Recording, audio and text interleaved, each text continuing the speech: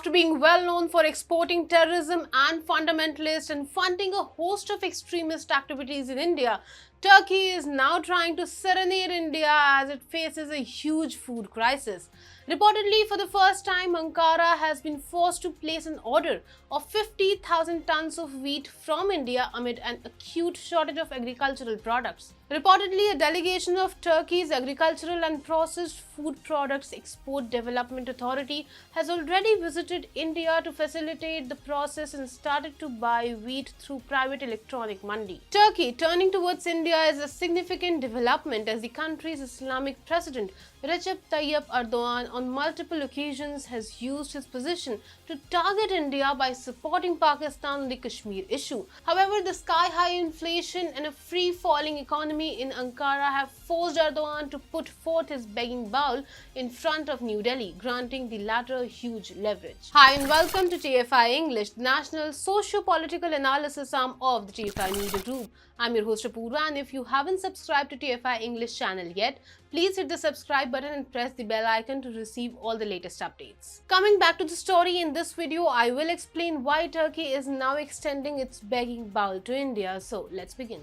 Reportedly, electronic mandi AgriBazaar has received a confirmed order for execution of 50,000 metric tons of wheat from Turkey at an approximate value of 125 crore rupees. Amit Agrawal, the CEO of AgriBazaar, was quoted as saying by the Economic Times, "We cannot divulge the name of the buyer and seller due to a confidentiality clause." Similar inquiries from Egypt, Indonesia and other Middle East countries are currently being received and are being negotiated on our e-platform. In addition to Turkey, Egypt, one of the largest importers of wheat from Ukraine as well as Russia, in April announced that it has turned to New Delhi as its official wheat supplier for the foreseeable future. According to estimates, before the war in Ukraine broke out, Egypt imported wheat worth nearly $2 billion from Russia and $611 million from Ukraine every year. However, Cairo imported only 1 million tons of wheat from India. But that is about to change as the General Authority of Supplies and Commodities, Egypt's governmental procurement agency, informed about its decision of importing 1 million tons of wheat from India. Other new markets like Yemen, Afghanistan, Qatar and Indonesia have also started importing Indian wheat, while the USA, expecting production snags due to drought, may start looking towards India as well. It is pertinent to note that agricultural commodities have huge demand in global markets as many major agricultural producers are either facing climatic problems or some geopolitical issues. Amid the ongoing disturbances, India has emerged as the trusted supplier of food to countries around the world. Moreover, ever since Russia invaded Ukraine, wheat futures shot up to a record of more than $14 a bushel and are now trading at close to $10.92 per bushel. Together, Russia and Ukraine make up about 30% of global wheat exports. Russia has been sanctioned and Ukraine has banned wheat exports. That leaves the world, especially Europe, in a very precarious situation. Private procurers are offering Indian farmers up to Rs 2,700 a quintal. Therefore, farmers are poised to make an additional profit of close to Rs 600 because the government procures 1 quintal of wheat at Rs 2,015.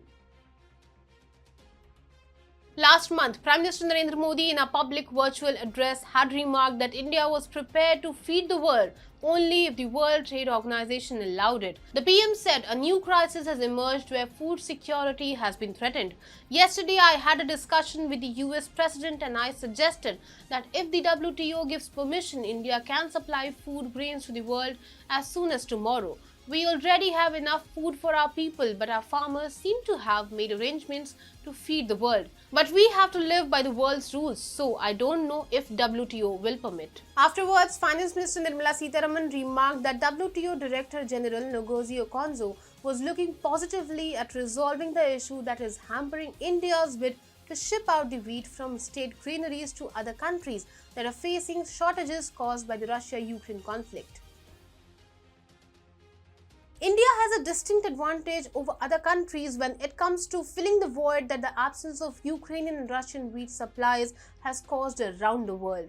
The Rabi crop started to arrive at the mandis in the last week of March, and the complete harvest is expected to reach the market by mid-May. Meanwhile, global producers are still waiting for the June-July period to harvest their crops, which may only reach the markets by August or September. With this, India has the opportunity to pounce and flood the global markets with its superior wheat.